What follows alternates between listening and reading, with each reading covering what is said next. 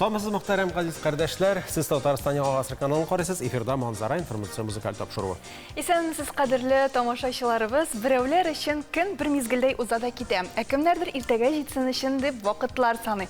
Вакытларны ашыктырмагыз диясе килә. Көннең һәр минуты кадерле ләззәт табып яшәгез. Барыгызга да иңгизге теләкләр теләп тапшыруны башлыйбыз. Хәзер тиз генә ясала торган туклыклы смузи ясаячакбыз. Аның өчен безгә кирәк катык, җиләк җимеш. Психологка мөрәҗәгать итмичә үзеңә ничек итеп ярдәм итәргә? Бүген сезгә бер техника тәкъдим итәм. Һәр кемгә дә билгеле, элек шир белән көрәшкәндә дарулар һәм фәнни ысуллар булмаган. Шуңа күрә төрле төнәтмәләр һәм үләннәр белән дәвалаганнар. Студиябызга киләсе кунаклар белән дә танышык. Сөембикә журналының баш мөхәррир урынбасары Гөлнур Сафиуллина киләчәк. Шулай ук агроном Ленар Сәгыйтов белән дә танышырбыз. Әлмәт шәһәре мөхтәсибе урынбасары Рузил Ихсанов та студиябыз кунагы булачак. Милләттәшләребез тормышында булган вакыйгаларны һәрвакыттагыча Ләйсән Кайнурин җиткерер. Җәйне яратмаган кеше юктыр. Яратмыйча мөмкин дә түгел бит. Һәр пичмакның үзенчәлекле бизәге тылсымы бар. Яшеллеккә күмелгән урманнар, тылсымлы кырлар, тал тирәкле инеш буйлары, кәләпүшле калкулыклар, тынбуйыклы күлләр, ялтыравыклы елгалар. Әлбәттә, Ләйсән шул кадәр матур җирләрен генә санап үттең, ләкин бит әле җәйнең кигәүенле болыннары да бар, чебен-черкиләре, эсселеге бар, әйме. Ләкин шулай да менә җәй барыбер синең белән килешмәй мөмкин түгел, аның өстенлекле матур яклары күбрәк. Яз сылуның ал яулыгын кабул итеп, үз вәкаләтләренә керешкән җәй шибәркәй. Бу фасылның 70 төрле төсе бар диләр. 70 кенә түгел, 1070-тер. Һәм бу төсмерләрнең сихри дөньясын тыйымлау авыл җирлегендә, табигать кочагында тагын да җитерәк. Әле кайчан гына иркен кырлардан бар җиһанга шаулап хәбәр салып аккан кар сулары йырмашлаган тау битләрен генә кара. Бүген инде ул затлы тукыманы хәтерләтә. Тукыманың да әле ниндие, гөл чәчкәле, гел үзгәреп торганы. Башта ак болыттай җиләк чәчкәсенең таҗлары ямь бирә. Бираздан инде алар татлы җимешләре белән кызыктырып, кызгылт төскә керер. Зәңгәр күкләргә канатланып очарга талпынгандай күк чәчәкләр елмаешыр. Кыңгыраулар шат авазлар белән хәбәр салыр. Чишмә буйларын урыр. Шәрәфәтле суының тамчысын да исраф итми, кешеләргә җиткеремче диеп җырлый сыман ул. Курчак иедә йортыннан авыл ягына ашкына. Аның җырында да күпме төс, күпме бизәк чалымлана. Болыннарда исә яшеллекнең калепләргә ял бирә торган чагы. Иркен җирлек көтүлекләргә тоташкан урында табигать авазларына артык исе китмәгән сыман маллар утлый. Кышкыртларның шыршуы, иң күңелле вакыт бит бу, кадерен белегез, дип искәртә.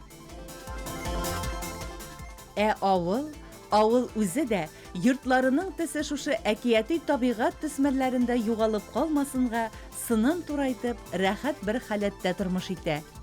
Һәр ихатада, һәр тыкрыкта, һәр кайда тормыш гөрли. Җәйнең 1070 төсен сыйдырган тормыш. Җәйнең әлеге мизгелендә урманнарда йөрү күпме көч, дәрт бирә. Агачлар сине энергия белән тулыландыра кебек. Урман бәһасе булмаган сакчыл караш һәм тиешенчә файдалануны таләп итә торган тиңсез байлыгыбыз ул. Урманнарны саклау, яклау һәм үстерү бурычларының елдан-ел зуррак әһәмияткә ия була баруын без барыбыз да аңлыйбыз. Әлеге эшне урманчылар башкара. Хәбәрчеләребез үз эшенә тугрылыклы булган Арча районы урманчысы Шамил ага Хайруллин янында булып кайтты. Кеше белән аралашканда ирексездән аның сөйләм рәвеше, үз-үзен тоташы, күзләренә игътибар итәсең. Урманчылар белән сөйләшергә туры килсә, иң әүвәл күзләренә карыйм. Бигрәк тә гомерен шушы һөнәргә багышлаган, озак еллар эшләгән урманчыларның күзләре урман төсенә кергәндәй тоела миңа. Аларның карашында табигатьнең шушы яшел гүзәллеге өчен борчылу, киләчәге нинди булыр дигән кайгырту чагыла. Урманды аны теге яшьтән яратып, яратсаңа була инде ул. Нигә дисәгез, мин үзем Шәмәрдән бистәсендә туган, урман эчендә туган. Минем әти гомер буе Соболес промхозында эшләде, вулканизатор булып. Аннан соң минем олы урманчы булды, лесничий булып эшләде Шәмәрдән урманчылыгында. Мин аннан соң әнинең энесе гомер буе урманчылыкта лесничий булып эшләде, башта Чиләбе өлкәсендә, аннан соң Мәскәү өлкәсендә. Шуларны күреп, урманга гашык булып, үзем дә урман юлын сайладым. Шамил әфәнде дә урман өчен җан атып, эшен җиренә җиткереп башкаручы җитәкчеләрнең берсе. Һөнәри юлын гап-гади хезмәткәрдән башлаган. Инде җитәкче булып эшләвенә дә шактый еллар. Урманда үзе үткән һәр сукмакны яхшы хәтерли. Үзегезнең күңелгә кайсы агач якын? Миңа бөтенсе якын. Халкыгызга кайсы агач туры килә? Мин халыкка якынрак нарат инде. Нарат агач. Нарат агачы. Урманны биредә хезмәт куючылар һәр кайсы үзенчә тасвирлый. Ул һәр кайсына үзенчә кадерле.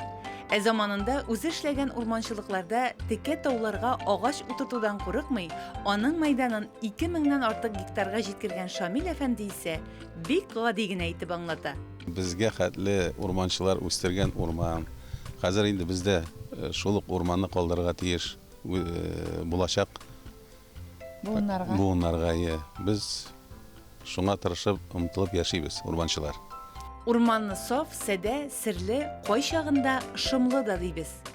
Урманчы шушы матурлыкны күрү генә түгел, күңеле белән тоеп, аңлап яши. Җәйнең иң матур вакыты һәм бакчачыларның да кызу эш вакыты дип әйтәсе килә. Бакчаларда суган, сарымсакларны җыярга вакыт, кыяр помидорларның өлгергән вакыты. Һәм шул уңайдан менә шушы барлык темаларга сөйләшер өчен без студиябызга кунак чакырдык. Ул агроном Ленар Сәгыйтов, хәерле көн исәмез. Ленар, менә безнең хәзер бакчаларда бөтен кеше уздырыштан кыяр помидор үстерә бит инде, суган, сарымсаклар һәм аларны җыяр вакытта җиттеме? Әкренләп кыяр помидорны инде көн сайын җыеп торырга кирәк, чөнки артык үсеп киткән җимешләр дип әйтик инде, яшелчәләр кичкенә үсештә булган яшелчәләрнең үсешен тоткарлый. Алар озаграк үсә торган булалар, аннан соң артык үсеп китсәләр дә кабыгы әчеләнә башлый. Ул су җитмәгәндән менә бу әчеләнү. Су җитмәгәндән дә булырга мөмкин, дөрес су җитмәүдән дә булырга мөмкин.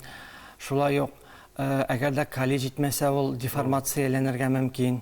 Телле туклаклы матдәләр җитмәсә инде.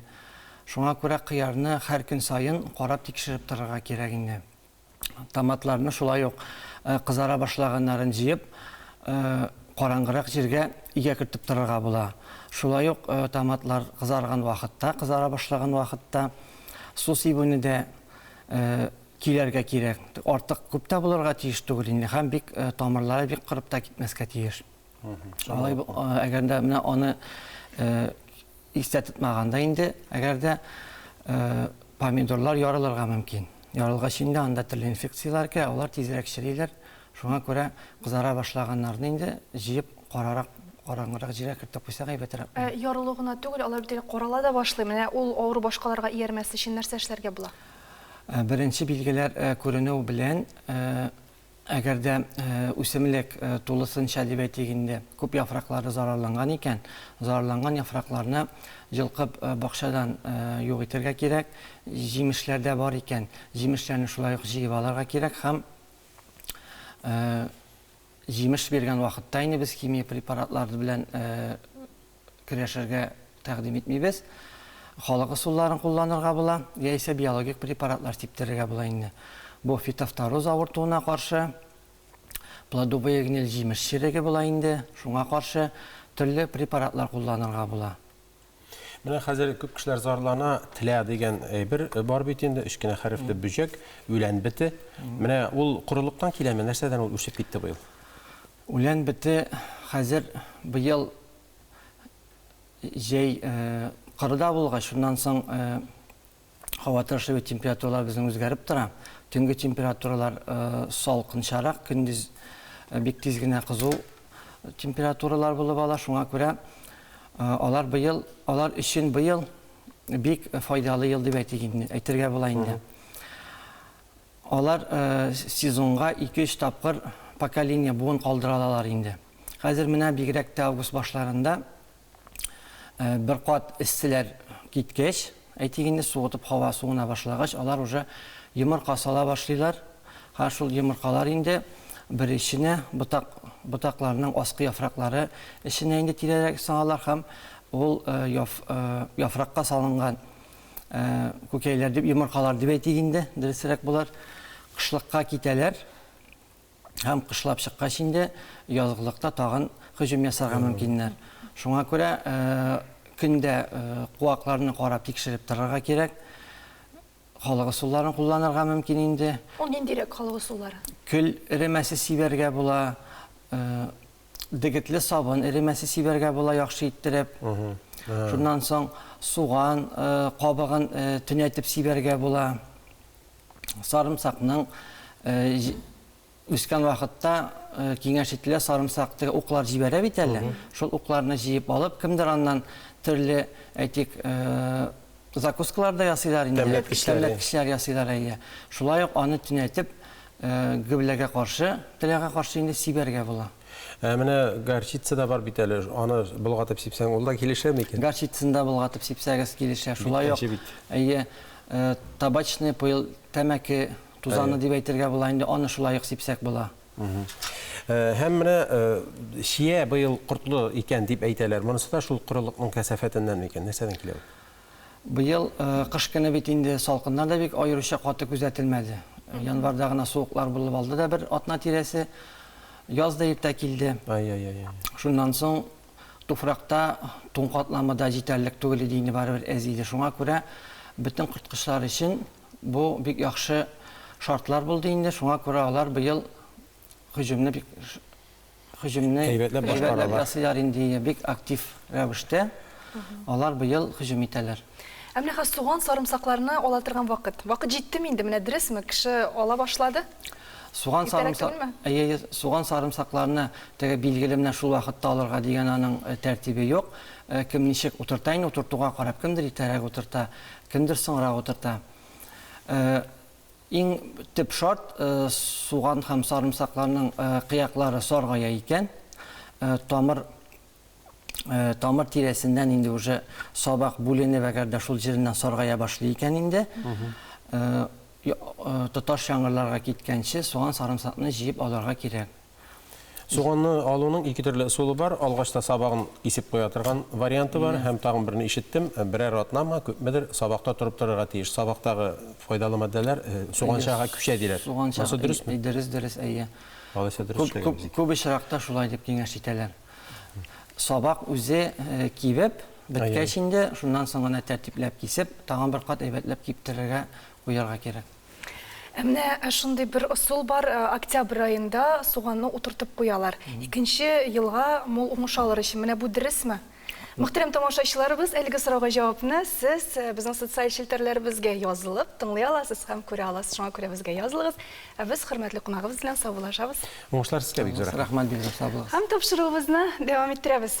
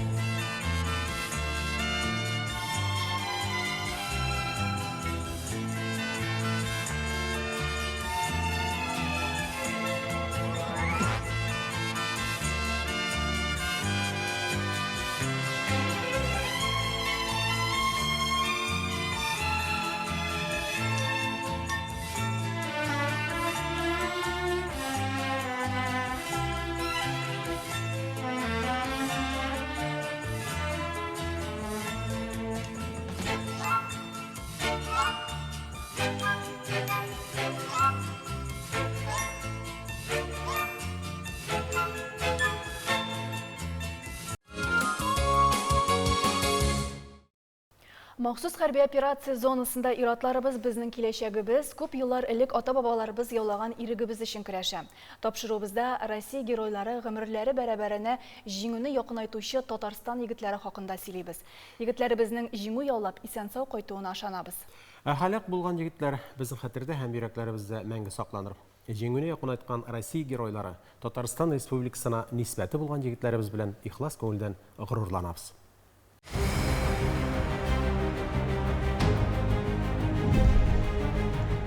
Александр Павлович Лапин, хәрби дәрәҗәсе генерал-полковник, вазифасы Үзәк хәрби округ көчләре командующие. Казан югары команда танк училищесын Россия хәрби көчләре генштабының хәрби академиясын тәмамлый. 2022 елның 24 февраленнән махсус хәрби операция шартларында Үзәк хәрби округ көчләренә җитәкчелек итә. Лапин җитәкчелегендәге гаскәр 2022 елның 24 июнендә Лисичанский өчен барган бәрелешләрдә катнаша һәм каланы Украина хәрби көчләреннән азат итә.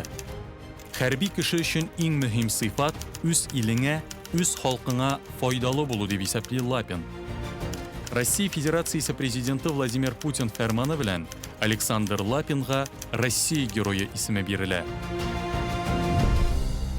Без каһарманнарыбыз белән горурланабыз.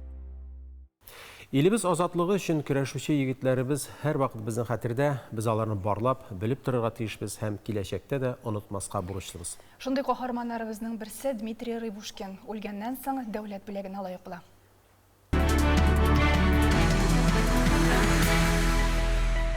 В ДК Осинова есть стенд, посвященный моему мужу, герою. Махсус хәрби операциядә һәлак булган Дмитрий Рыбушкинның батырлыгы хакында бөтен бистә халкы белә. Мәдәният йортының каһарманнар тактасындагы фотосурәтеннән ул һәр кемгә елмаеп карый. Мой муж был очень мужественным человеком. У него была точная позиция. Ир егетләргә хас кыюлык, курку белмәү, гаделлек кебек сыйфатларны аңа кичкенәдән үк сеңдергәннәр. Шуңадырмы, яше җитүгә үк комиссариаттан чакыру килүен көтеп тә тормыйча хәрби хезмәткә китә. Бер елдан соң аны Чечен сугышына җибәрәләр. Ул вакытта хәрби хәрәкәтләр ветераны дигән исем ала. СВОда исә батырлык орденына лаек булырлык каһарманлык күрсәтә. Мне кажется, все парни, которые погибшие. Махсус хәрби операциядә һәлак булган ир егетләр барысы да батырлар минемчә. Аларны орден медальләренә карап кына бәяләргә айырып карарга ярамый. Барысы да туган илләр өчен гомерләрен биргәннәр. 2014 елдан Дмитрий Рыбушкин Яшел Үзәннең Осинова бистәсендә хәрби бергәлек хәрәкәтен җитәкли. Анда Әфганстан һәм Төньяк Кавказдагы сугышларда катнашкан егетләрне бергә туплый. Чечняга бергә китеп, шунда һәлак булган дустын оныттырмау өчен бистәнең җиңү скверында аңа багышланган сын куйдыруга ирешә. Исемен ташка уеп яздырта. Махсус хәрби операция башлангач та читтә калмый. Он стоял на перепутье или остаться семьей и воспитывать. Гаилә белән калып, улын кызын үстерергәме яки туган илне яклап көрәшергәме? Ирем икенче юлны сайлады. Минем балаларым тыныч тормышта яшәргә тиеш. Без җиңү белән кайтачакбыз дип китте. СВОга ул узган елның июнендә үзе теләп китә. Алга батальоны сафында гади рядовой булып, укчы взводында хезмәт итә. 2 ай дәвамында хәрби полигонда өйрәнүләр узганнан соң сентябрь уртасында Херсон өлкәсенә җибәрелә. Тик бер айда узмый, гаиләсенә үлеме турында хәбәр килә. Хәрби бурычын үтәгәндә ул яшеренгән бинага снаряд төшеп, хәрабәләр астында кала. 6 октября рано утром 6 октябрь көнне үлеменә бер көн кала иртән иртүк шалтыратты. Әллә нигә бер генә элемтәгә чыга иде. Бер вакытта да авыр булдыра алмыйм димәде. Кайчан шалтыратса да бар да яхшы, җиңәбез дип тынычландырды. Нет, говорит, все хорошо, не волнуйся. Дмитрий Рыбушкинның хатыны 2 яшьлек улы 9 сыйныфта укый торган кызы кала. Аны туган ягына алып кайтып җирлиләр. Он не ждал мобилизации, он не ждал. Ул элекчә мобилизация башланып, үзен чакырганнарын көтеп тормады. Чөнки намуслылык, башкалар өчен җаваплылык кебек сыйфатларны анда кичкенәдән үк тәрбияләгәннәр. Андый ир егетләр батырлык үрнәге. Дмитрий Рыбушкин вафатыннан соң батырлык орденына лаек була. Аны хатынына 9 май көнне тапшырганнар. Үз иленең чын каһарманын нәкъ менә шулай зурларга тиешләр ди Наталья. Хәзер ул һәр парадка иренең хәрби формасыннан чыга. СВОда да җиңү көне киләсенә ышана. Низилә Хөсәенова, Рәмзил Гарипов, Яңа гасыр каналы. Үләннәр белән дәвалану, ягъни фитотерапия, вакыт сынавын узып, безнең көннәргә кадәр килеп ирешкән гыйлем. Химик препаратлардан айырмалы буларак, табигатьтә үскән дару үләннәрендәге биологик актив матдәләр, микро һәм макроэлементлар кеше организмы өчен кулай. Бүгенге көндә бигрәк тә кеше дару урынына табигать биргән нигъмәтләрне күбрәк кулланырга тырыша. Dürüstten de biz tabiiy darıxana üstünden yürüyüz, faydalı ölenlerini toplap yürüyüz deyip etsen de mümkün. Onlar her birisi özü bir daru, vakıtların bilip, jiyu vakıtın yalgışmışa faydalanırga, kullanırga gana gerek.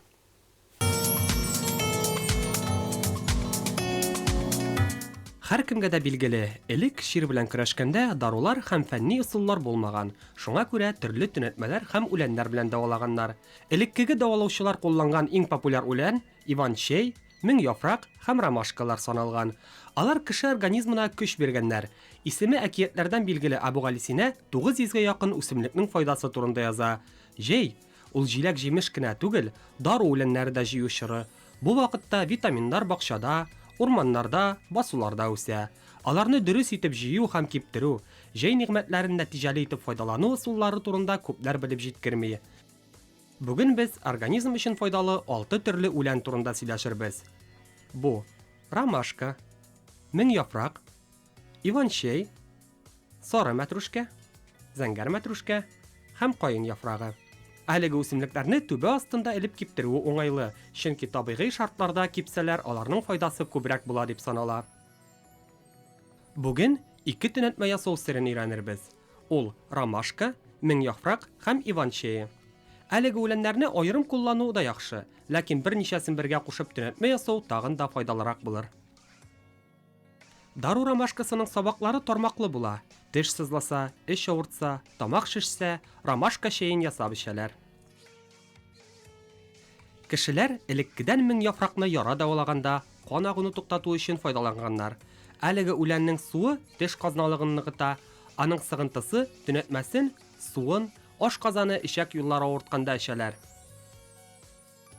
Басу, кырларда, чәчәкләре шәмәхәт истәге бик матур булып үсеп торучы үләнне күргәнегез бардыр. Халык телендә аны Иван чәе дип йөртәләр. Әлеге үсемлекнең яфраклары С витаминнарына бик бай. Составында органик кислоталар, эфир майлары бар.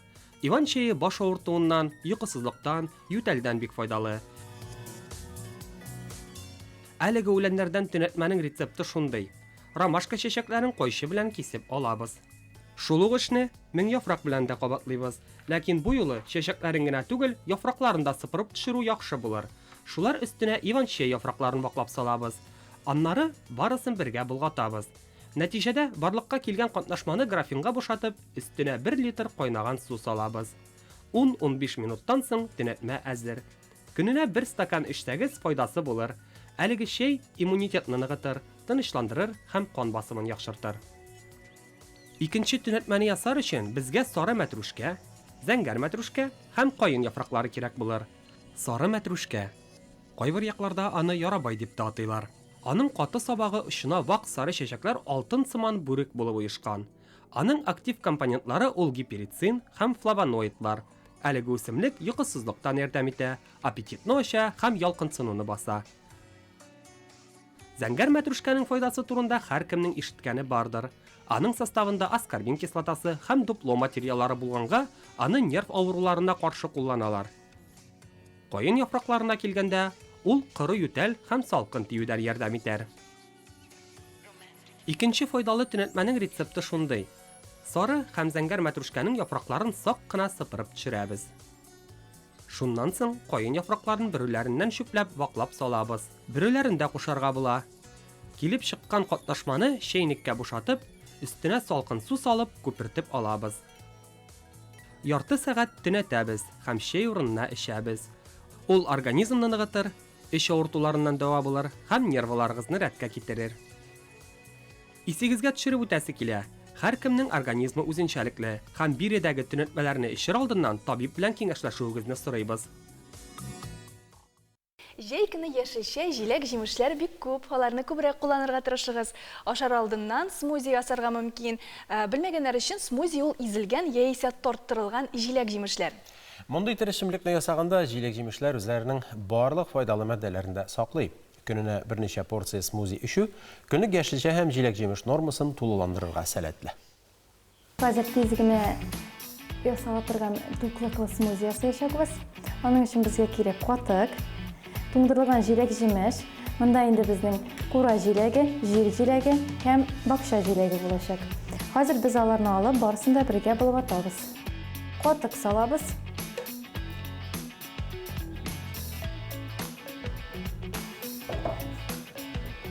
Ирис шунда жир җиләге, бакша җиләге һәм дә инде ура җиләге. Үз теләгегез буенча башка җиләкләрне дә кулланырга мөмкинсез. Һәм барлык әйберләрне бузатабыз.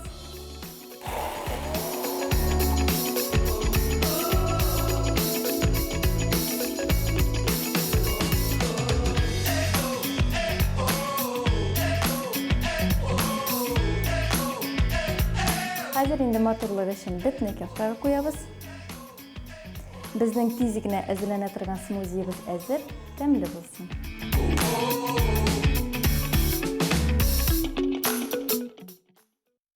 Бүгінгі көндә балаң тыңламаса әни кеше психологка чаба. Тормышта проблемалар килеп чыкса, психолог киңәшенә мөрәҗәгать итә. Ирең белән уртак фикергә килә алмасаң да, психолог кирәк дип тотынам. Без социаль челтәрләрдә утырганда да бик күп психологларга язылып, алар биргән киңәшләрне тыңлыйбыз. Шулай бит, Илдар абый? Күп кенә кешеләр ансыз яши дә алмый. Ә менә бүген психолог үзе белгечкә мөрәҗәгать итмичә генә үз-үзеңә ярдәм итү хакында сөйләп узар, игътибар белән тыңлагыз. Хәерле көн, хөрмәтле җәмәгать. Психологка мөрәҗәгать итмичә үзеңә ничек итеп ярдәм итәргә? Гомерендә һәрбер кеше авырлыкларга очрый. Ул авырлыклар төрле булырга мөмкин. Һәм һәрбер шундый очракта кеше югалып калырга мөмкин. Һәм аның фикерләү сәләте вакытлыча кими. Шул очракта нишләргә? Ничек итеп үзеңә ярдәм итәргә? Бүген сезгә бер техника тәкъдим итәм. Аны язма рәвешендә ясасагыз хәерлерәк. Беренчесе тану. Әйе, бу булды. Язма рәвештә сезнең белән булган хәлне сурәтлисез, язасыз. Икенчесе кабул итү. Ул нәрсәдер без теләгәнчә, планлаштырылганча бармаска мөмкин. Шуны аңлата.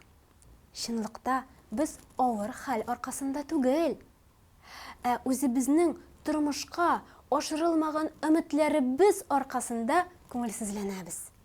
Өченчесе аңлау. Бу сәбәп-нәтиҗә бәйләнешләрен урнаштыру дигән сүз. Бу мәсьәлә барлыкка килүдә минем җаваплыгым нинди? Һәм бу хәлне төзәтер өчен мин нәрсә эшли алам дигән сорауларга җавап бирү. Дүртенчесе яңасын булдыру. Бу пунктта язасыз, кайчан һәм нәрсә эшләячәксез шушы хәлдән чыгар өчен. Үзегезгә нинди яңа стратегиялар аласыз? Аны язасыз һәм тормышыгызга ашырасыз. Әлбәттә, барлык мәсьәләләрне дә психолог ярдәменнән башка башкарып булмый. Шулай да бу техника сезгә күп кенә очракта ярдәм итәргә тиеш. Башка җиңел итә алмаслык катлаулы тормыш хәлләрендә психологка мөрәҗәгать итәсез. Хәерле матур имин көннәр сезгә. Җәй булуына да карамастан шәһәребездә мәдәни чаралар бик күп узам. Шундыйларның берсе Милли музейның җәйге сәхнәсендә үтәчәк. Бик үзенчәлекле, бик матур концерт. Шул хакта сөйләшер өчен студиябызга кунаклар чакырдык. Бездә кунакта Татарстанның атказанган сәнгать эшлеклесе композитор Эльмир Низамов һәм Татарстанның атказанган артисты җырчы Эльмира Кәлимуллина. Хәерле көн исән. Хәерле көн, исәнмесез. Исәннәрмесез. Менә шундый төр концертта үзем дә булганым бар, моннан 2 ел элек. Бу да шундый концерт көтеләчәкме? Бу безнең концерт икенче альбомыбызга багышланган. Бүтән музыкаль платформаларда хәзер чыккан альбом Мин җырымда калам дигән, менә 26 июльдә шундый безнең зур презентация булачак. Шактый кызыклы әйбер. Нәрсәләр тәкъдим ителә, тамашачы нәрсәләр күрәчәк, нәрсә ишетәчәк дип әйтик. Беренчедән шул альбомнан җырлар, алар акустик рәвешендә яңгыраячак. Безнең сәхнәдә мин әлбәттә инде фортепиано булачакмын. Берничә музыкантлар да безгә ярдәм итәчәкләр. Һәм менә бу җырларны без тәкъдим итәбез. Алар арасында инде танылган җырлар да бар, яңа җырлар да бар, кем әле беркемдә ишетмәгән. Шуңа күрә менә шундый бүләк ясыйбыз без безнең тамашачыга һәм мин бик шатмын менә ачык һавада чыгыш ясау, анда үзенә бер зур җылы атмосфера һәм кичке җәйге көнне шул җырларны без бүләк итәбез безнең тамашачыга. Шунда сорамакчым, ул читен түгелме, ачык һавада җырлау, ул авыррак түгелме? Бинада язган каранда. Дип уйлыйм. Ул бик үзенчәлекле. Безнең бик әйбәт звукорежиссерлар, шуңа күрә җырларга бик җиңел һәм миңа калса, менә җырчы буларак, икенче төрле ниндидер дулкынлану һәм тавыш үзе ничектер икенче төрле яңгырый. Теге без, мәсәлән, опера сәхнәсен алсак, аның бер акустикасы, ә менә җәйге сәхнәдә тоже икенче төрле яңгырый тавыш. Һәм минемчә иң мөһиме тамашачыга да шулай тыңлау урамда ул ничектер башкача, шул ук җырлар ишетелә кебек. Бинода бит ул сәхнә арты бар, тамашачыга ничектер якын түгел, ә монда тамашачы белән бергә. Монда бердәмлек көчлерәк сизелә дип уйлыйм мин. Ә кунаклар килүе көтелә, менә узган концертта мин хәтерлим, анда Мубай бар идеме? Безнең бу концерт гомумән булды 3 музыкант буларак, Эльмир, мин һәм Мубай. Бу юлы без икебез генә булачакбыз. Концертка кире кайтсак, менә тамашачылар тагын нәрсәләр күрә алачак, ниндирәк җырларны ишетә алачак? Беренчедән, мин җырымда калам дигән җырым Гөлүсә Батталова сүзләренә бик мөһим җыр. Менә альбомның исемендә мин шулай куштым, безнең концертның да исеме шулай. Чөнки һәрбер җырчы ул җырларында яши, җырлар аша таныла, җырлар аша мәхәббәт тудыра үзенә һәм үзенең иҗатына. Менә шул җыр әлбәттә Өмет йолдызы дигән җыр булачак. Әнкәй безне көтә дигән җырны без гомумән беренче тапкыр сәхнәдә җырлыйбыз. Һәм әле менә Эльмир аның турында белми, әле анда сюрпризлар да булачак. Минем тарафтан. Минем тарафтан һәм безнең тамашачы өчен. Эльмир менә күптән түгел дөресрәге бу көннәрдә генә Кара Пулат операсы куелып бит инде Болгарның үзендә. Үзегездә автор буларак тәэсирләр ничек, нинди хисләр кичерәсез? Әлбәттә шатлык, әлбәттә ул ниндидер мөгъҗиза. Чөнки Кара Пулат операсы, Кара Пулат янында куелу, ул ниндидер менә ичке дөньяны уяндыра, байыта. Чөнки ул Болгар җире ул былай да бик көчле җир. Менә шундый әсәр белән ул ниндидер тагын син ул тирәнлекле тагын да катырак сизәсең. Шуңа күрә мин бик шатмын. Тамашачы да бик күп булды, зур кунаклар да булды. Ниндидер зур тантаналы шундый бәйрәм узды һәм минем автор буларак күңелемдә ниндидер шундый канәгатьлек бар.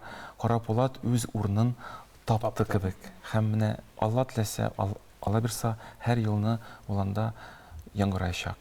Җәй булуына да карамастан сез тик утырмыйсыз, һәр вакыт иҗатта, менә тагын нинди планнар белән янып йөрисез? Бу концерттан кала тагын ниндирәк чараларда булачаксыз?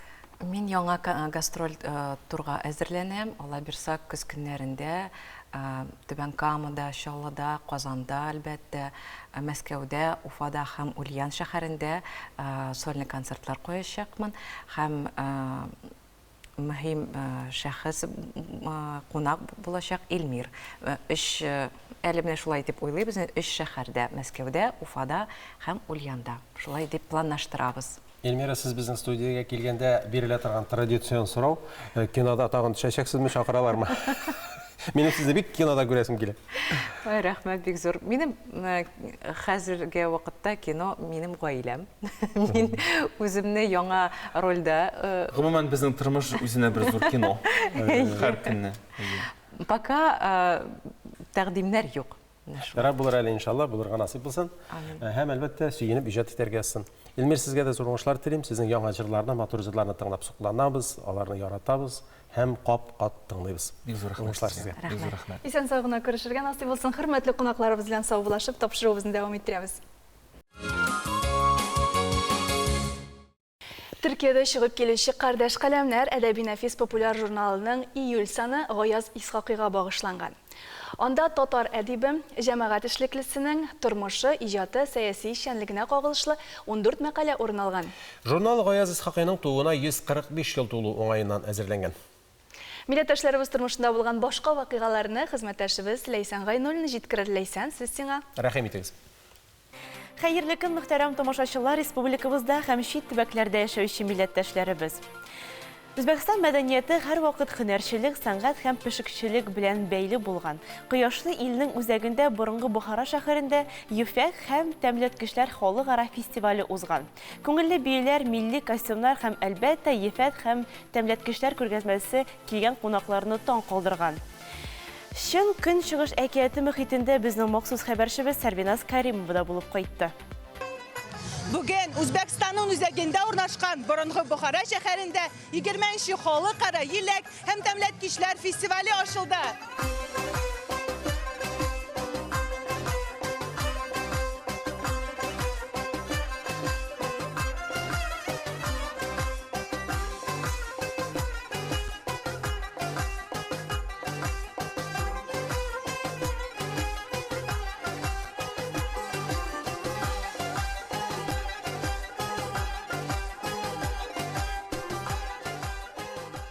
Шора Үзбәкстан Республикасы Мәдәният һәм туризм министрлыгы, Бохара һәм Бохара өлкәсе хөкүмәтләре белән берлектә оештырылды. Фестиваль кунакларны бай программа белән каршы алды. Бәйрәм Шораның катнашучылар парады ачып җибәрде. 3 көн дәвамында фестиваль кунакларын оештырылган фольклор ансамбльләре чыгышлары, мастер-класслар, милли һөнәрләр күргәзмәсе һәм әлбәттә ефәк эшләнмәләр һәм тәмләткечләр ярминкәсе сөендерде. Мана бүгенге байрам белән караң, һәммә хурсан. Бу бәйрәмне оештыручыларга зур рәхмәт. Бу фестиваль белән без Бохара халкын һәм Үзбәкстанда яшәүчеләрне котлыйбыз. Бу чарага Үзбәкстаннан гына түгел, дөньяның башка илләрендә кунаклар җыелды. Без шулай ук бу бәйрәм белән Татарстаннан килгән кунакларны да котлыйбыз. Безнең ишекләребез барлык кешеләргә дә һәр вакыт ачык. Бәйрәмдә бөтен илдән җыелган 400 оста һөнәрче, шулай ук тәмләткеч һәм ефәк эшләнмәләре сәүдәгәрләре катнашты.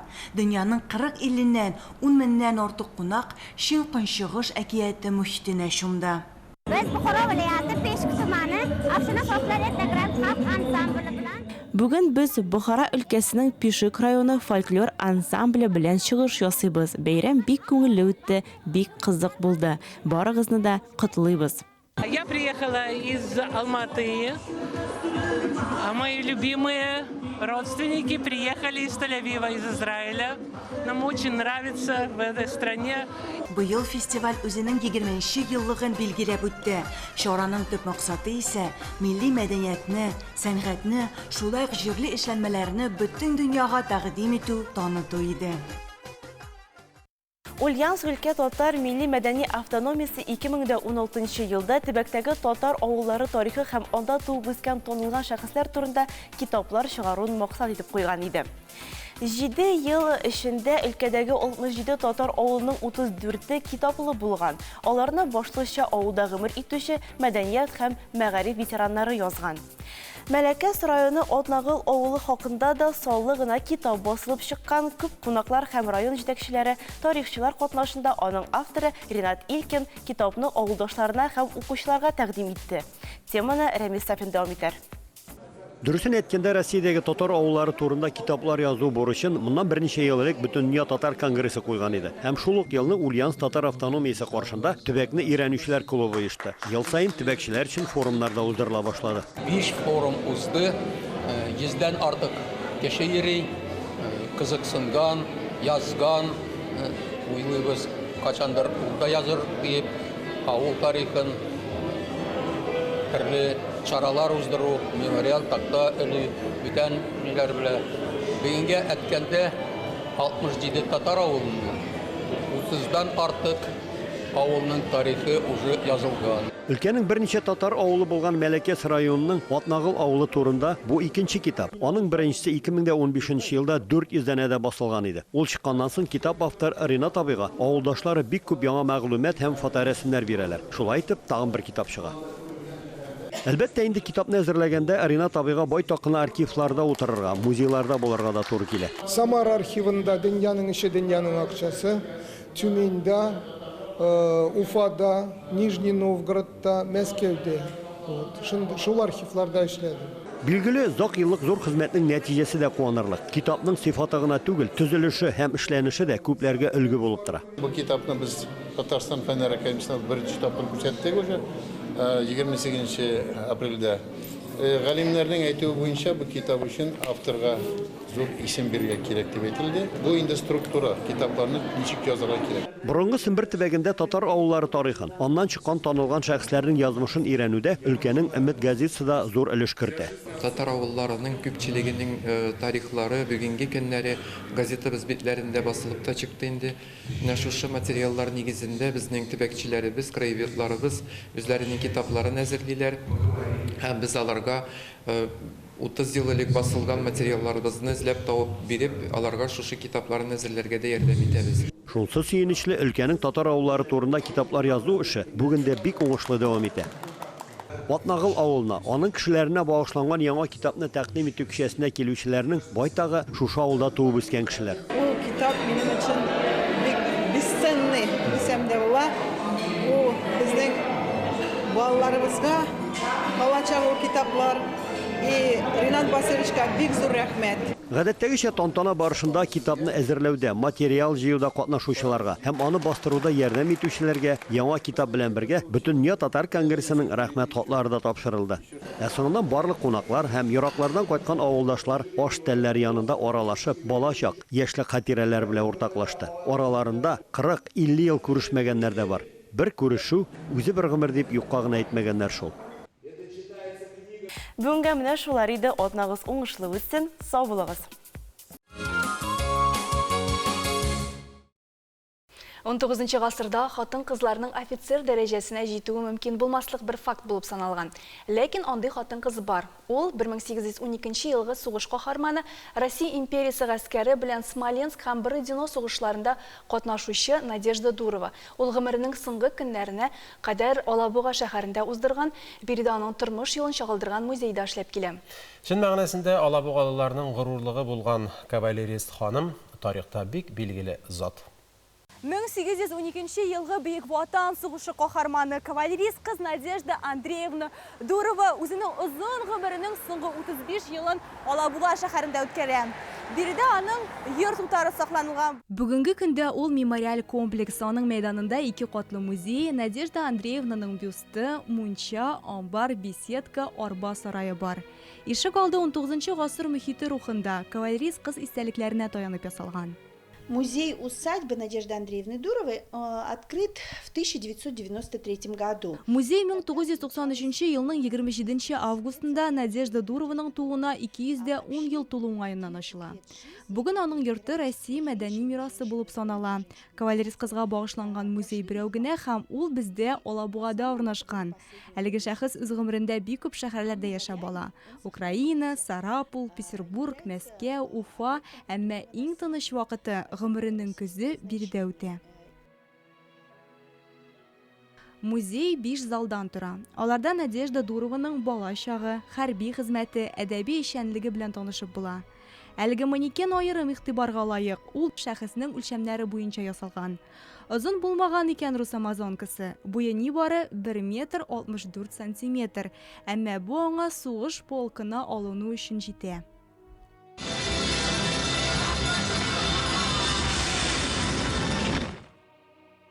Тормышын хәрби хезмәткә багышларга карар кылганда Надеждага 23 яшь була. Иреннән киткән яшь балалы хатын бер кемгә дә әйтмичә, чәчен алдырып, ир-ат күлмәге киеп, сугышка барган атлы полкка йөрә. Ул үзен Корнет Александр дип таныштыра. 1807 елда Гудштадт шәһәре янында барган сугышлар вакытында Дурова яралы офицерны коткарган өчен Георгий тәресе белән бүләкләнә. Шул вакыт батыр солдатның хатын-кыз икәнлеге ачыклана. Корнет, вы женщина? Врать не имею мочи, вам, ваша светлость. Женщина я. Что? Как смели вы комедию устроить из чести воинской? Хотела стать героем. Сер шишелгәч, аны өенә әти-әнисе янына кайтарырга тиеш булалар. Әлбәттә, кыю кыз моның белән килешә алмый. Император Александр I-гә үтенеч яза. Патша Дуровага армияда калырга рөхсәт итә һәм Мариуполь гусарлары полкына билгеләргә әмер бирә. 1812 елгы Ватан сугышында Надежда Дурова Кутузовның шәхси ординарицы була. 10 ел төрле хәрби походларда катнашып, 1816 елда отставкага чыга. Избрав для себя военную карьеру, став воином, она обрекла... Хәрби карьерасы тәмамланса да, Надежда Дурова үзенең гадәтләренә тугры кала. Шалбар кия, трубка тарта, ир-атлар арасында кычкырып сөйләшә, көлә, бәхәсләшә ала, аягын аякка куеп утыра. Этикет буенча хатын-кызлар алай эшләргә тиеш түгел, әмма сугыш ветеранына әлеге кагыйдәләрне бозу кичерелә, киштәдә сез аның яраткан трубкасын күрәсез. Алабугада яшәгәндә Надежда Дурова язучылык эшенә керешә. Башта ул әсәрләрендә үзе күргәннәрне сурәтли, соңыннан яшәеш турында уйлануларын яза. 1839 елда аның 4 томлык повестьлар һәм хикәяләре басылып чыга. Бөек критик Виссарион Белинский язучының иҗаты турында сокланып сөйли торган була. Музейда Надежда Дурованың Александр Пушкин белән алышкан хатлары да бар. Через своего брата Василия она познакомилась с Пушкиным, и началась их переписка. Вот здесь в витрине... Пушкин үзенең беренче хатын 1835 елның 16 июнендә Александровка юллый. Җавабында ханым үзенең язмышын сөйли. Сугыш вакытында язган көндәлеген бастыруда ярдәм сорый. Язучы озакка сузмыйча үзенең замандаш әдәби журналында кавалерист кыз язмаларыннан үзекләрне урнаштыра. Залда аның хәзинә, убыр повестләре, Казан татарлары тарихын яктыртучы Нурбикә әсәре һәм язмыш уеннары романы бар. Соңгысында ул үзенең ни гаиләле булмавын аңлата. Биредә аның ирен яратмыйча кияүгә чыгуы ачыклана. Кыскасы, укымаган булсагыз, шушы китапларны табарга киңәш итәр идек. Россия тарихының 19 гасырында күпләр өчен табышмак булып калган кавалерист хатын-кыз Надежда Андреевна Дурова Алабугада 1831 елдан 1866 елга кадәр яши. Александр паркы каршында аңа багышлап менә шундый һәйкәл дә урнаштыралар. Бүген чәршәмбе көн, һәр чәршәмбе сайын без матбугатка күзәтү ясыйбыз. Сөйінбеке журналының баш мөхәррир урынбасары Гөлнур Сафиуллина белән әңгәмә кырабыз. Хәерле көн, Гөлнур, исәнсез. Хәерле иртәләр, исәнләрмесез. Иң әүвәл сәяхәттән башларбыз инде. Якутиядән кайтып төшкәнсез, хәтта менә хатирәләр, хисләр ташкындан айрыламыйча утырасыз. Әйе, мин бүген нәкъ шул сәяхәт турында язма язам. Шуннан бүленеп кенә килдем. Иртәнге шуннан башладым. Күңелегез белән шунда. Күңел әле шунда, чөнки Якутия үзгә дөнья. Аны үзең барып күрмичә, аны аңламыйсыңдадыр. Мен анда баруны мин биографиядагы бер юл дип саныйм, хәтта ул җирләрне күрүләрне. Һәм иң кызыгы, без анда бардык, анда бездәге шикелле медиа шикелле Сахамедиа дигән берләшмә оешма бар. Аның юбилеена бардык, андагы милли матбугатка багышланган түгәрәк истәләрдә катнаштык. Әмма анда кадәр баргачтан үзеңнең милләттәшләреңне дә эзлисең бит инде, әлбәттә. Һәм беләсезме, минем белән күрешер өчен Рита ханым Лена елгасы буйлап 12 сәгать катерда килде. Рита ханым бу безнең милләттәшебез биредә яшәүче. Әйе, анда яшәүче милләттәшебез, ул Башкортстаннан, без аны киләсе санда сөйләрбез. Әлегә инде булсаң, нигә күчик, июль санындаймы? Менә күчкәнче тагын бер сорау. Якутиядә менә аларның милли шундый журналлары бармы ханымнар өчен? Бар, без алар белән элемтәдә торабыз. Дилбар хатын дип аталавы. Аларның беләсең телләре безгә бик нык охшаш. Бик күп уртак сүзләр бар икән безнең. Гомумән безнең уртак әйберләребез бик күп алар белән. Без алар белән гел моңарчыда уралашып тора. Аларда алтын һәм асыл ташлар гына күбрәк. Әйе, онсы бар. Дип әйтергә мөмкин. Онсы бар. Анда яшәүче милләттәшләребез ничек нәрсә белән аерыла? Ничегрәк яшиләр алар?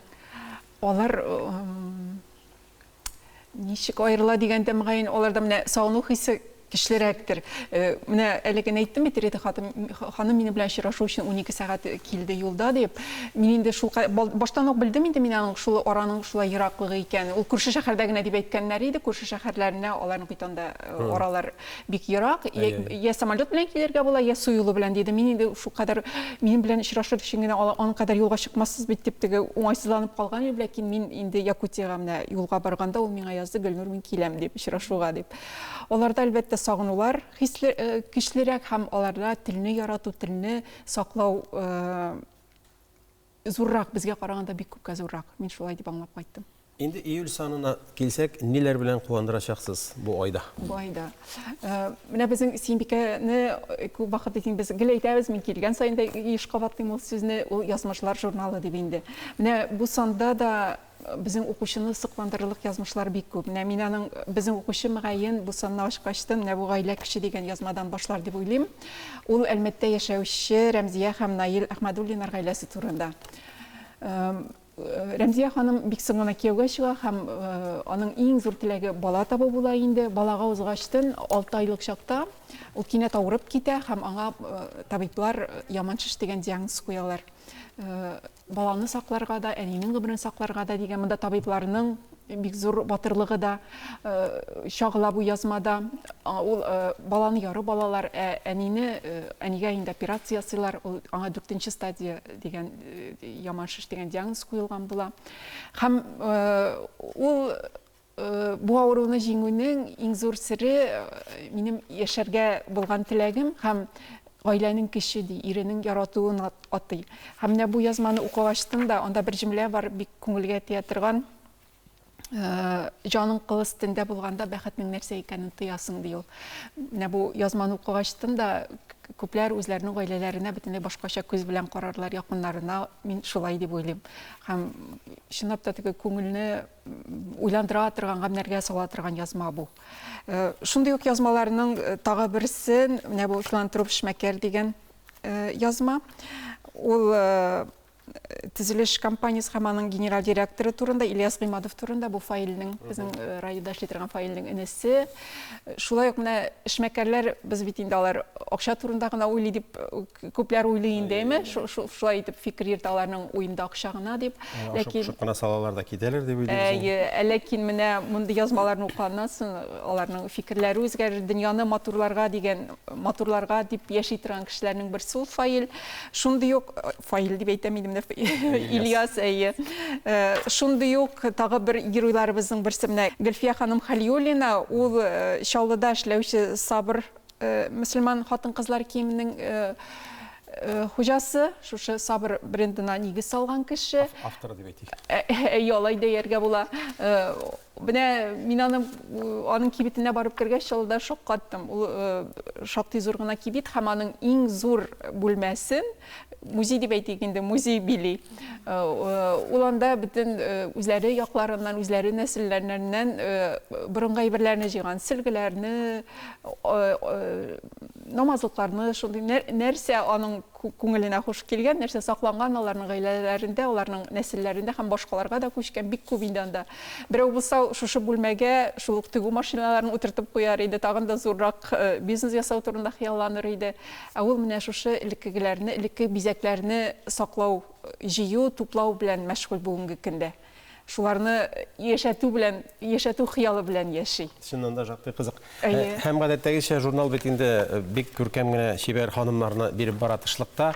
Бу ханым кем менә бу затлы кеше? Ул безнең Казандагы 181нче мәктәпнең директоры Динә ханым Абдуллина.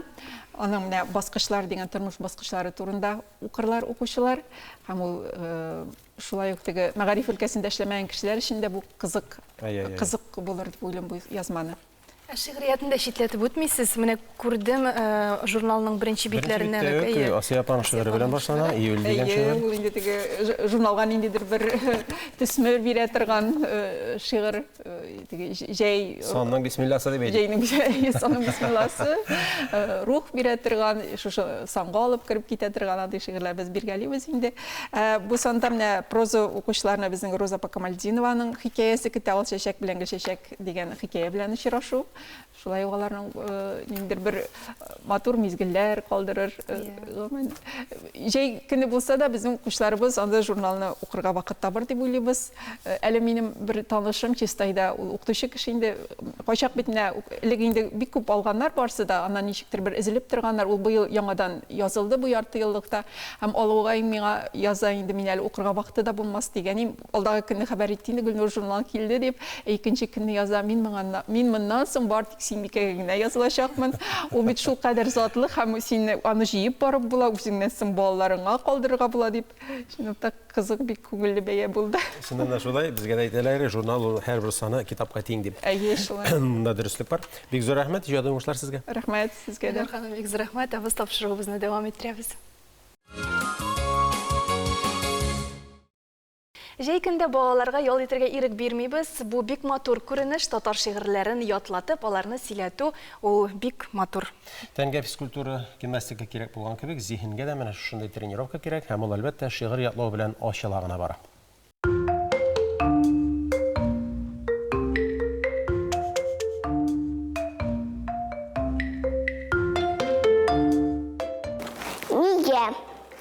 Апай, да тапқырласан, санарта де бірме-бір. Тек негесін икі шықмай, тапқырланса бірге-бір. Білмеймінде, негапаның башы жетмей шуңада, икі шыға бірге-бірне, қатта құшсан ғына да. Санарға үйренемін санарға, һәм санарны танырға, неше деген сұрауға, дұрыс жауап табырға, ярдәм ете санарға, мен ақыл бармақларым, білем екі қолымда, түгіл 10 бармақ барын. Неше бармақны білсем, шусан алып ташлана, математика фәні бармақлардан башлана. Біргелешіп жилек жидік құяшлы аланнарда, бұршыларым ілініп қалды ем-ешіл баланарда. Тәлгешлеп жидік жилекні, күштен әшке бүлекке. Сенің янға қайтам елді жанға жылы керекке. Сақышларым бітіп кетті, ешлерім ұша кебіп, әбікейім. Сен бит бізнің шифалы һәм бәрекетлі құяшлы яңғыр кебек. Біз әзірлейбіз табын, кетіріп бүтін яғын, ұртаға қойдық шек-шек, шек-шек яғына шешек, бауырса хам қыш тілі, ризықлар түрлі-түрлі, сумса, бәліш, ұшпышмақ, гөбідейе хам қоймақ, бар қызға шыға үліш, бар қыстывы хам бәліш. Боршығызға да көтәрінкі кәйіп қам оңышылар тілеп тапшыруызны дәуам еттіребіз. Қонаққана сәхифесіне рәхім етігіз. Әлмәт мұқтасибі орынбасары Рузил Ихсанов білән әңгәмә құрабыз. Ассаламу алейкум, Рузил хәзрәт. Алейкум ассалам, баракатуху. Рузил, менә сезнең социаль шелтәрләрегезне күзәтеп барабыз. Сез бер никахта, икенче никахта, менә хәзер җәй никахлар вакыты, никахны җуңа гына түгел, башка көндә үткәрәләрме? Әйе, чынлап торып та җәйге сезон ул безнең бик тыгыз никахлар шараларына һәм Аллаһка шөкер көннән-көн, елдан-ел арта бара һәм никахка тенденция да үсә, аеруча менә хәләл рәвештә үткәрү тенденциясе. Хәзер татарларыбыз, әлхәмдүлилләһ, туй белән никахны берләштереп тә үткәрә. Элек бит инде ничегрәк, никахын аерым үткәрәләр, аннан соң туйын берничә айдан соң.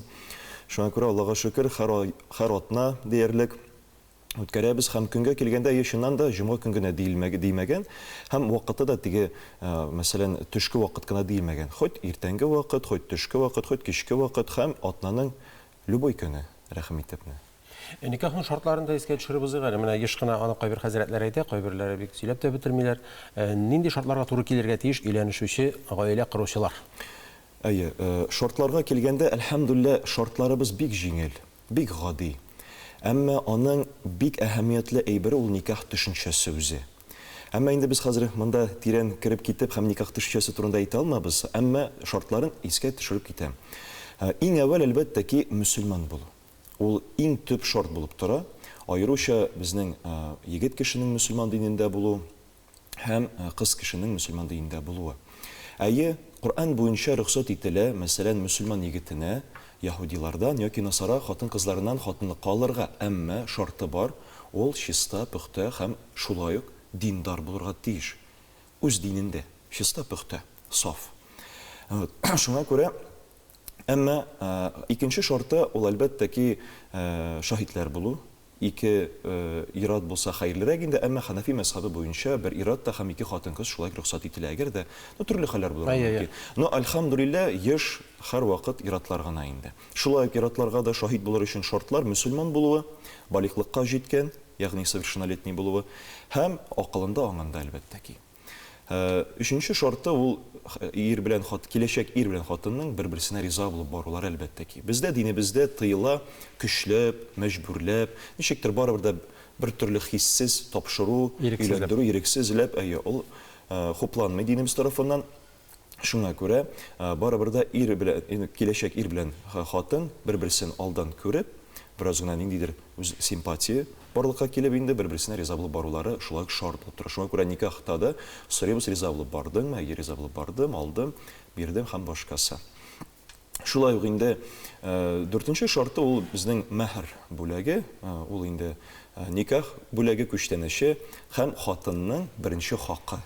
Аны инде аны кияүгә алучы ират бирергә тиеш. Һәм мәһр буларак хатын-кыз әлхәмдүлилләһ Күңеленә нәрсә хуш килә, шуны сорый. Турай ала диләр. Минем практикамда булганы бар, ат та сораганнары булды, черкесский порода, кимдер телефон да сорый, кимдер акчалата да хәтта. Укыган өчен акчаны түләү шарты да булырга мөмкин. Укыган өчен. Әйе, ансы да булырга мөмкин. Һәм шулай ук, ну, яшь әлбәттә ки ювелир берәр эшләнмәләр белән иштигә риза булып баралар, канәгатьле баралар инде, әлхәмдүлилләх. Әмма сезнең чит төбәкләрдә дә никах укыганыгыз бар. Андагы гырыф-гадәтләр безнекеләр белән аерыламы? Әйе, шуннан да башка төбәкләргә дә чакырып торалар, Аллаһның рәхмәте. Гырыф-гадәтләргә килгәндә, ну, никах кагылышлы, ул бөтен җирдә дә бер шартлар, бер үк гадәтләр, әмма инде менә барыбер да Пенза өлкәләрендә булырга туры килә, Саратау өлкәләрендә, аннан соң Башкирия якларында, әлхәмдүлилләх, һәм шуннан да бераз гына, ну, ничек тә халкының үзенең гырыф-гадәтләре бар. Әйе, йоласы. Йолалары бар, әмма ул бик күркәм һәм шуннан да бик кирәкле дип табам. Анда шулай аларның үзенә күрә бер мөхите дә саклана, үзенә күрә бер традициялары, культуралары, мәдәнияте дә саклана. Шуңа күрә алай теге динебезгә каршы чыга торган гырыф-гадәтләре юк инде, әлхәмдүлилләх, йолалары. Әмма купшы итеп, зур иттереп, меңләгән кешене чакырып, артистлар чакырып, зурлап никах үткәрү әйбәтрәкме? Әллә үз гаилә белән тыныч кына, матур гына иттереп үткәрсә кулайракмы? Һичшиксез никах ул бәйрәм. Һичшиксез ул бәйрәм. Ул беренчедән ул бит яңа мөселман гаиләсе барлыкка килә туа һәм кешеләрнең тормышында яңа тормыш битләре ачылып китә. Субханалла. Ул чынлап торып та, һәм әлбәттә ки динебез хуплый, аны бәйрәм итертеп, зурлап, матур итертеп, күңелле итертеп үткәрүне. Һәм шуннан да кайбер халыкта таралган шундый никах бит инде ул нинди инде анда шаяртулар, нинди инде анда уен көлкеләр булырга тиеш түгел дигән. Кызганычка ул таралган, әмма юк, никах ул бәйрәм, бу мәет озату чарасы түгел. Һәм шуңа күрә күңел ачып, әлбәттә ки, дин кысаларынан чыкмыйча, хәләл рәвештә күңел ачып, матур гына тәрбияле уеннар үткәреп, конкурслар, призлар тапшырып, һәм әлбәттә ки, мөнәҗәтләр белән бизәп, байытып үткәрү, ул машалла хуплана безнең динебез тарафыннан. Иншалла шулай булсын. Һәм минем күзәтүемчә, менә халкыбызда нәкъ шундый милли йолаларыбызга тартылу арта, күбәя. Киләчәктә шулай булсын. Зур рәхмәт сезгә. Рәхмәт. Уңышлар теләп калабыз. Хөрмәтле кунагыбыз белән саубуллашабыз һәм тапшыруыбызны алга таба дәвам иттерәбез. Шаян ТВ каналы сәләтле балаларны тиз арада күреп ала һәм экраннарга чыгарып аларны таныта. Әйдәгез бергәләп нәни артистларыбызны тыңлыйлар.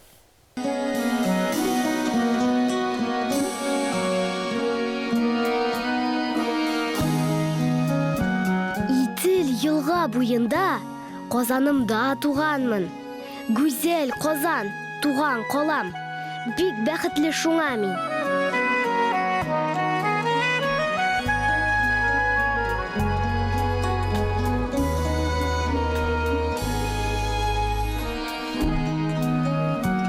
Казаным шул, Казаным. Гүзәл калам, бер генәм. Нурлы да син, җырлы да син, газиз туган шир генәм.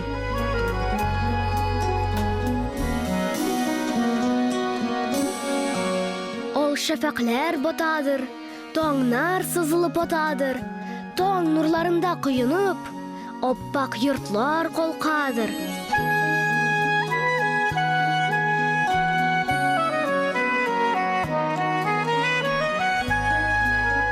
Ямлы идел буйлары, дулкын-дулкын сулары, идел буйларын шаулатып, үтә сабан туйлары.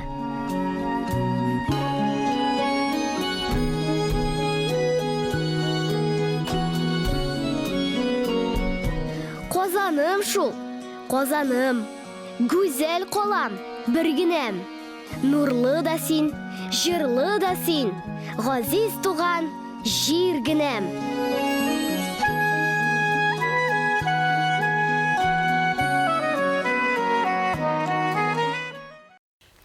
Җәй сәяхәтләр өчен менә дигән вакыт, кемдер җәйге ялларын авылда, кемдер диңгез, кемдер шәһәрдә генә уздыра. Быел машина белән Россия шәһәрләре буенча сәяхәт итүчеләр арткан икән. Күпләр диңгез буен актив ялга алмаштырган, киләсе видеоязмабызның геройлары шулай ук сәяхәтләр ярата икән. Диңгез, киңлек, сәяхәт итү. Күпләр бу тормышка кызыга, кемнеңдер исе китми. Бүген таныштырасы кешебез диңгез буйлап сәяхәткә гашыйк кеше Алмаз Әсхәт улы. Мәктәпне тәмамлаган Алмаз документларын тотып Бакуга Каспий югары хәрби диңгез училищесына бирә. Тик аны яше тулмаган дип кайтарып җибәрәләр. Ләкин аның хыялы барыбер шушы юлга илтә. Безнең бит яхта, җилкәле яхта ул бик тиз бара алмый. Җил булганда бара, җил булмаганда тора. Шуңа күрә шундый уртача тизлек, как бег трустой, ручать бешле була. Алмаз Әсхәт вообще уникальный человек. Алмаз Әсхәт улы искиткеч кеше. Бик күп укучы аның мәктәбен тәмамлаган. Шулар арасында мин дә Алмаз Әсхәт улында укыдым. Уңышларыбыз да бик күп. Күптән түгел Грушинская регата фестивалендә беренче урын алып кайттык. Гомумән, әлеге спорт төре белән ничә яшь булу карамастан шөгыльләнергә була. Теләгән кешегә һәрвакыт ярдәм итәргә әзер. Әлеге яхталар белән чит илгә барырга мөмкин. Алмаз Әлиев үзе дә тормыш юлын авиациядән башлаган. Аның сәяхәтләре, үткән юллары шушы китапта язылган. Так образно выразился, что они двигались по океану примерно со скоростью бега трусцой. Алмаз Әсхәт улы яхтада бег трусцой дип сөйләгән иде. Китапның исемен дә аның сүзеннән алдым. Иң башта мин аның турында статья яздым, шуннан кызыксынып китап язарга керештем. Алмаз Әсхәт улы һәр сәяхәтендә аудиоязмалар яздырып барган. Шуларны тыңлап, күз алдыма китереп, экипаж членнары белән сөйләшеп, пазл шикелле җыйдым да башкарып чыктым. В 90-х годах открылись более дальний горизонт. Алмаз Әсхәт улы әйткәнчә, 90-нчы еллардан чит илгә чыга башлаганнар. Мин дә үз хыялымны чынга ашырырга булдым. Яхта төзеп, Грециягә сәяхәткә киттем. Китап дөрестән дә бик кызыклы. Сәяхәт итәргә яратучылар өчен илһам чыганагы. Алмаз Әлиев күпләргә үрнәк булып тора. Елда бер нәрсәдә эшләп булмый торган ике көн бар. Ул берсе кичә, икенчесе иртәгә. Шуңа күрә барлык эшләрне эшләр өчен иң яхшы вакыт ул бүген. Дөрестә дә шулай, Ләйсән, синең белән килешү мөмкин түгел. Иң яхшы һәм иң кулай дөрес вакыт ул менә хәзер һәм бүген. Шуңа күрә барыгызга да уңышлар теләп, бүгенге чыгарылышны төгәллибез. Исәнлектә күрешик. Исәнлек булыгыз.